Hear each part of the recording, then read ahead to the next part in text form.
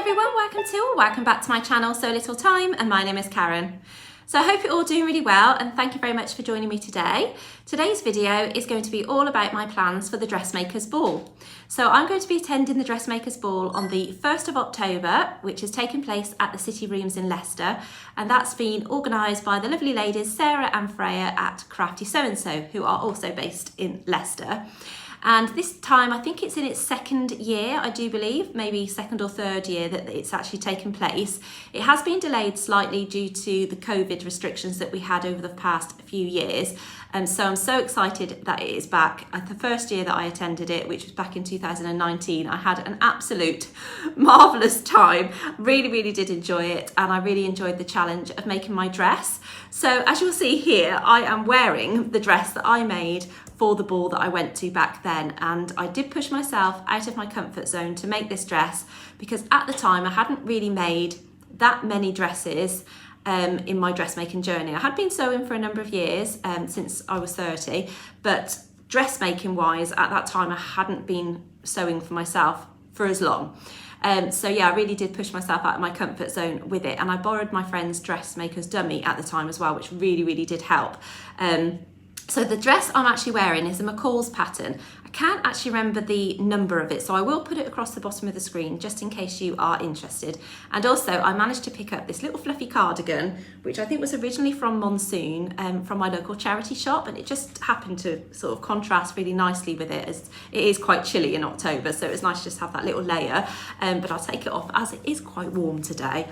The fabric that I made this dress with, I bought from Midland Textiles in Birmingham. And at the time, I think I did visit the shop, but a section of the shop was closed on the day that I went to visit, so I wasn't able to get the fabric that I'd seen on their website.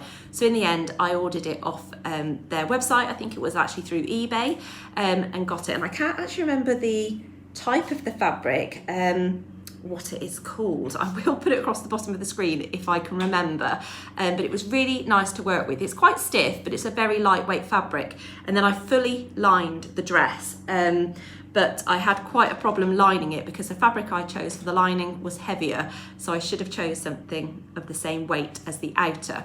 But I'll stand back just so you can see my dress. Oh, sorry, that was noisy. So it's got a princess seamed bodice, nicely fitted, and then this big skirt with box pleats on the front and also box pleats on the back as well. It's got an invisible zip down the back, it's sleeveless, and like I say, I have fully lined it. So I'm going to stand on the chair so you can see the skirt because it's got a high-low hem. So as you can see at the front, it's got this high hem, and then it goes down at the back. And actually within this pattern there are options just to have a straight skirt. So there you can see my lining, which is a lovely sort of teal colourway, but as you can see it's quite a heavyweight fabric in comparison to the outer that I had used. I managed to sort it out so that it wasn't sort of pooling too much at the bottom, and yeah, I was really pleased with how it was finished in the end. But it was lovely to dance in, you know, and I loved having this big skirt on. But yeah, that was what I made at the time. So again, this time I am pushing myself out of my comfort zone with the dress that I am making this time around. And this time around I have chose to make the Rose Cafe Bustier dress, which is by Daria Patternmaking. And I bought this pattern off her Etsy shop. I don't believe she has a website, as far as I'm aware anyway. And it's a PDF pattern, so I just printed it at home. Now you will see here that it's got sort of an A-line pencil style skirt attached to this bodice, and I'm not going to be using that skirt. I'm going to do a gathered skirt just to have a little bit more volume. So I'm just going to be using the bustier top, and I think as you can see here it has tie straps. I'm just going to omit that and just do a normal strap, so not to have any bulk at the top, because if I want to wear a cardigan I don't really want to have that bulk on my shoulder. So that's the pattern that I am using, and I have been making various toiles of the bodice, which I'll show you in just a moment.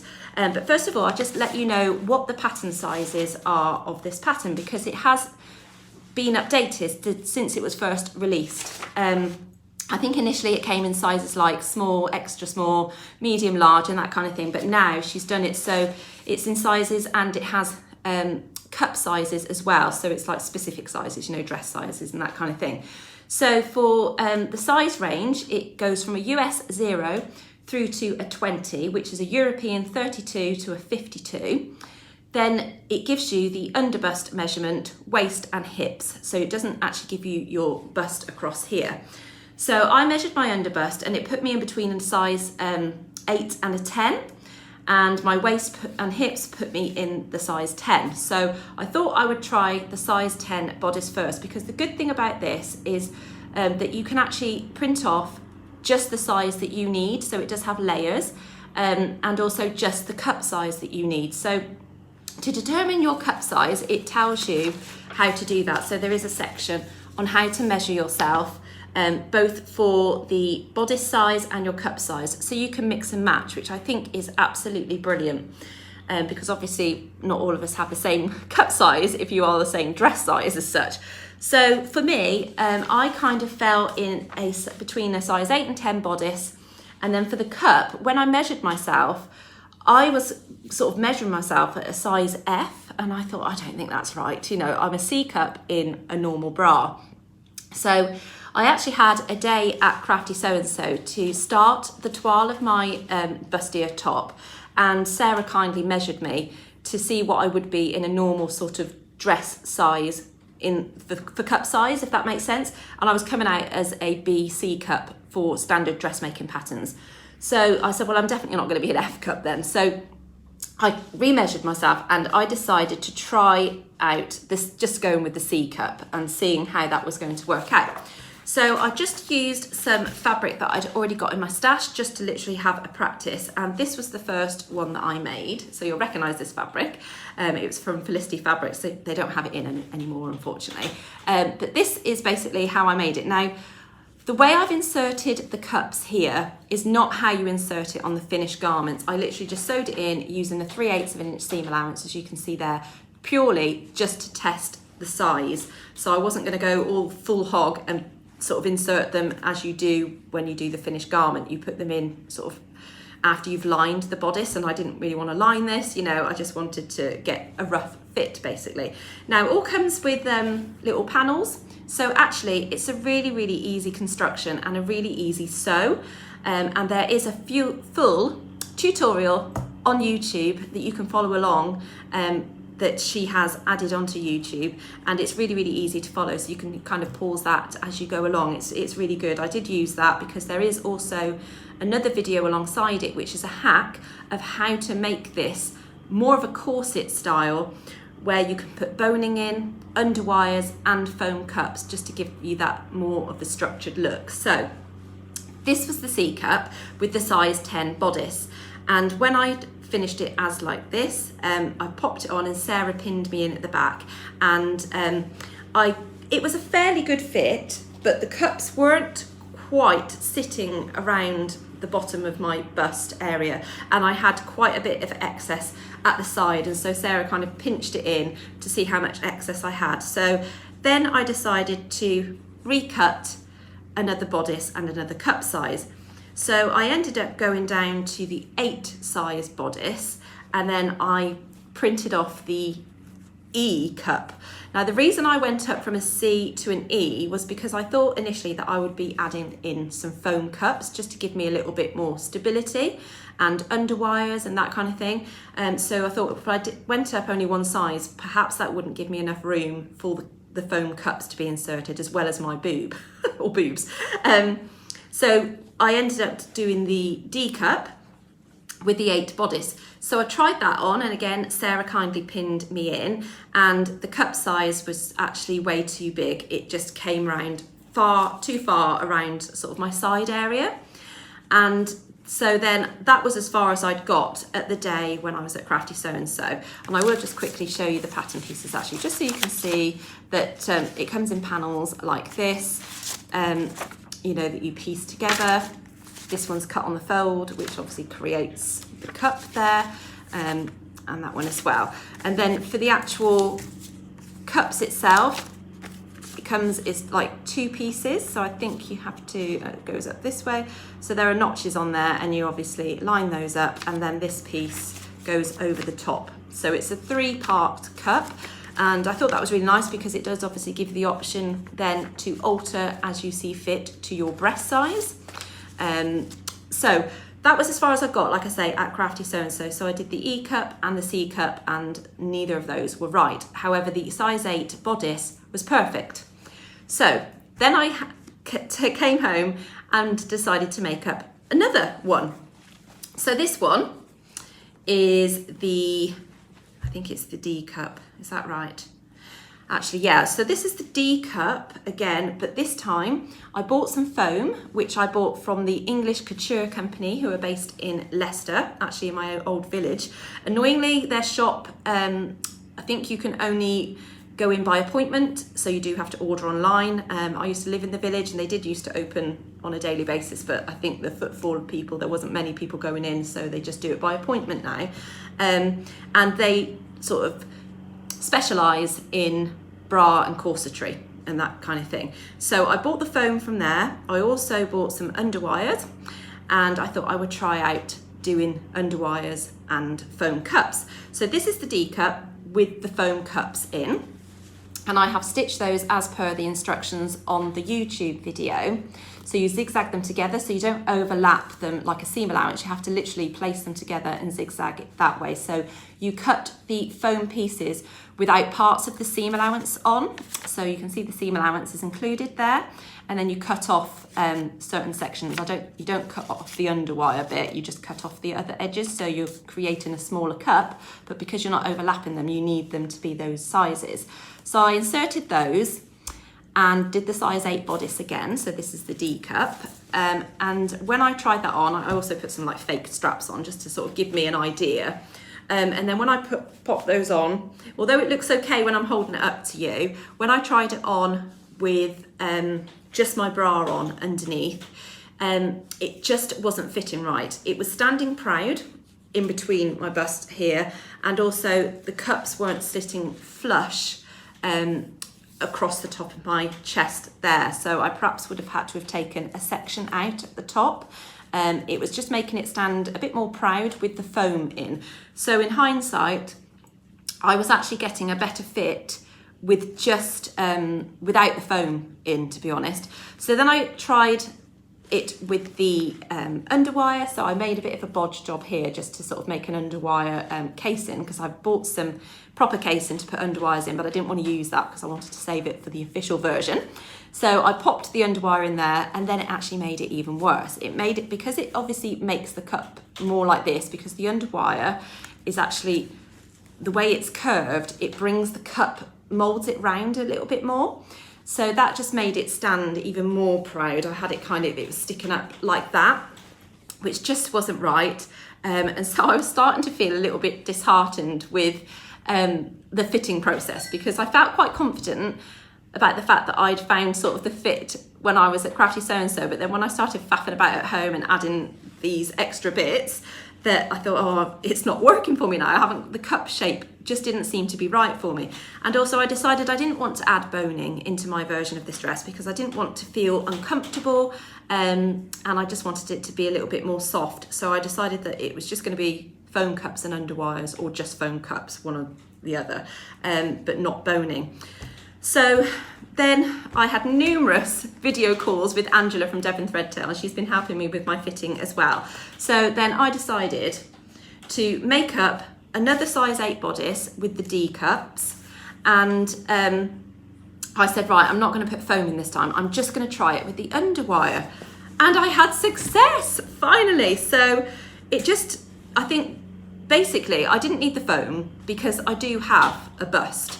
So I didn't need that extra padding, and I don't have that padding in my bra. And I have to say that my C-cup bra fits me absolutely perfect. In actual fact, I had another bra, the same size, and I took it apart and took the underwires out, which wasn't quite the right size for the D cup of this bodice. So I bought a bra from the charity shop, took it apart and used the underwires from that, and they fit perfectly. So this is the cups from my my bra that I took apart, and those actually fit my bust absolutely perfect. And these are a completely different shape to this cup, you see. However, I was trying to put these in and it just wasn't really working because they were different shapes. I would have had to have altered the outside of this. So I've just kept those for another time if ever I need them. And then the underwires that I got from the charity shop from this D-cut bra was perfect. So this fits me absolutely spot on. The wire comes from here all the way around to here, and you can see that that fits all the way around my breast. Now, when I first tried it on without any foaming or any underwire, it fitted fine with the D-cup and the size 8 bodice, but what the underwire has done is brought it in the middle. Now, what I've found out since doing all this fitting is that my boobs are quite close together. I don't have a massive gap in between, and so I needed something to bring me in there.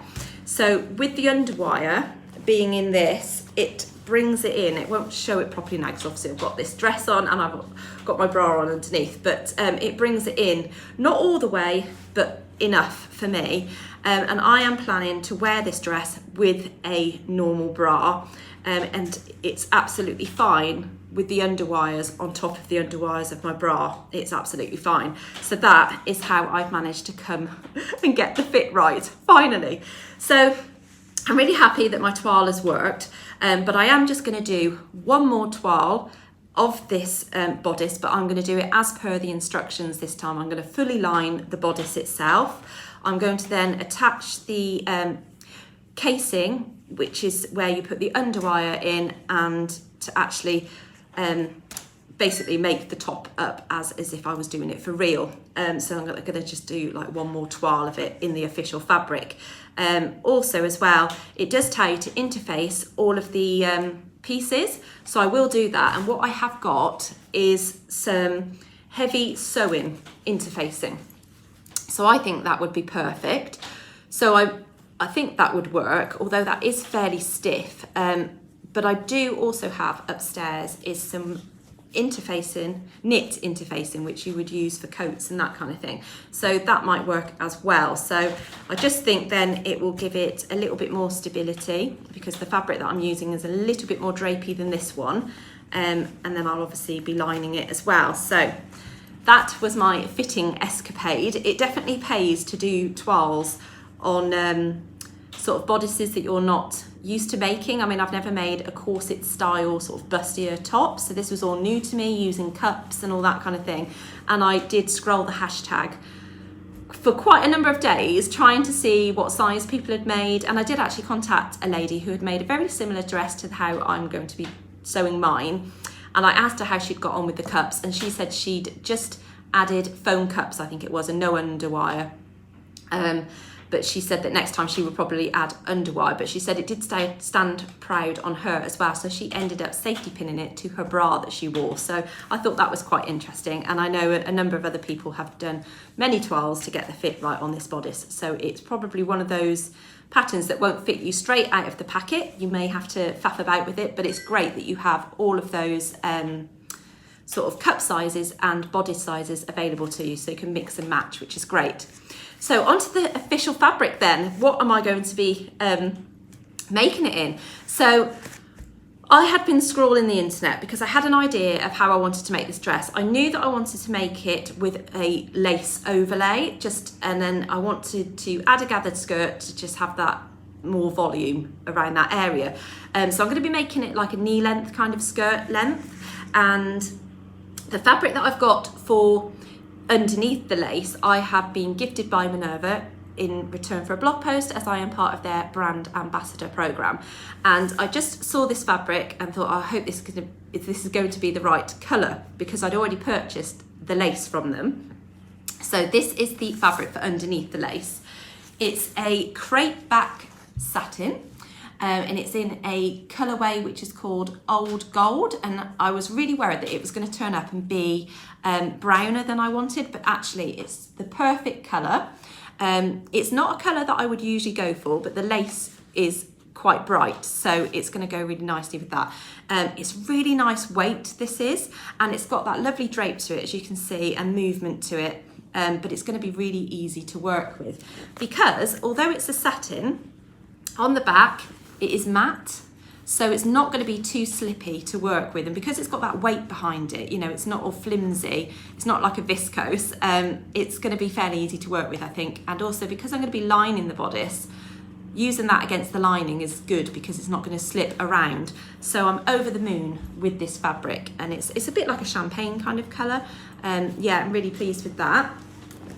So I've got 3 meters of that, and I am going to quickly make up a toile of the bodice using that because I've got more than enough.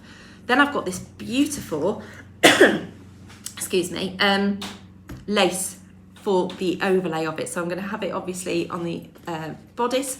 With this, I am just going to be cutting out the lace and then basting it to the pieces before I sew them together, and I will treat them as one piece then, because I don't need it to be sort of separate as such. Whereas with the skirt, what I'm planning to do is cut out 2 big rectangles and I'll attach them at the waist, but then I want the 2 separate so they're, you know, a bit flowy. So this is the lace fabric. It is absolutely beautiful. And I bought this from Minerva. They do still have it on their website. It's just so lovely. And it's got a lovely scalloped edge across the bottom, which I really want to use at the base of the skirt. And also I'm hoping to use that sort of across the top of the cups as well. So it goes like this. So for instance, if I get the bustier top and just hold it up against me, like this, once I've got the seam allowance in, obviously they will be a bit shorter. So I was hoping that I could use this lace just to sort of attach it and just make it so it sticks up a little bit above there. So I've got a little bit more coverage. That's the idea anyway. We will see how I get on. I've not used lace before, but I have been doing a bit of research, and I think the best thing to do is to use a really fine needle. And then if I struggle with sewing it at any point, then I think you can put like paper underneath on your sewing machine to stop it from getting snagged into the feed dogs. But as I am actually going to be attaching it to the bodice, I might not have that problem. Yeah, so we'll see. But that colourway goes perfectly, as you can see. Really happy with that. So when I overlay, let's just get 1 layer of it, and I overlay that over there. You can see that it's just a perfect match, and I'm just so pleased with that. I'm really, now this fabric has arrived, I'm really excited to get sewing with it, and I'm really hoping that when I do the toile in this, that it's going to fit as well as this one does with the underwires in. So fingers crossed. So those underwires, yeah, that was just great that I managed to pick those out of a bra that I bought from the charity shop, yeah, which had massive cups in it. I did actually put the foam in the E cup as well that I'd cut out, which was this one, just to see how that fit. But again, the actual cup size itself, it was really quite big, and I had, you know, gaping at the top, so that just wasn't going to work. So that is my plans for my Dressmakers Ball dress. I can't tell you how excited I am to go to this ball, and I'm really looking forward to seeing everybody who's going. There are going to be a number of people this time around that I have built relationships with on Instagram and YouTube, and people who I've met in the past as well. So Becky from Notes of Sewing Room, who, you know, I chat with on a regular basis and we meet up on occasion. She's going to be there. Really need a drink now after all this chatting. And Angela from Devon Threadtails is going to be there, so she is going to be staying at my house, so I'm so looking forward to that. Michelle Sewing Bunny, she's going to be there. Anna from You Got Me in Stitches, it'd be really nice to see her. And I've not met Michelle before, so that'd be really lovely, as I am obviously part of the Felicity Fabrics blog team with her. So yeah, it's just so nice that there's going to be quite a few people there who I've built relationships with, and we'll actually be able to see in the flesh, and just for all of us to be together and have such a wonderful time. I'm so excited, but I'll tell you one thing, I am not going to be drinking as much as I did last time, because I had the worst hangover ever and I missed out going fabric shopping like everybody else was doing. So this time I will take my time with the wine, or perhaps have some gin and slimline tonics or something instead, and we're planning on going into town for brunch the following day, so I'm really looking forward to that. I cannot tell you, I'm so excited. So yeah, there are tickets still available. If you want one, get online, get one, come, you won't regret it. It's so good. Really cannot wait. So that's my plans, and obviously I will do another video all about my finished dress and how I got on with sewing up the official version. I'm going to be putting a invisible zip in the back, So that's gonna be quite interesting, obviously putting that in with lace, and then I wanna keep the skirt bits separate, so I'm just gonna have to do some research about that. I've got literally, I think 2 weeks to go, just over, to get it done. Yeah, so I'll do another video all about my finished dress, and I will hopefully get some footage of the ball as well, and everybody else there. So I'm looking forward to see what everybody else is making. It's so exciting. Thank you very much for watching today. Please do give me that like and subscribe if you've not already done so. Thanks a lot, everybody. Take care. See you soon. Bye.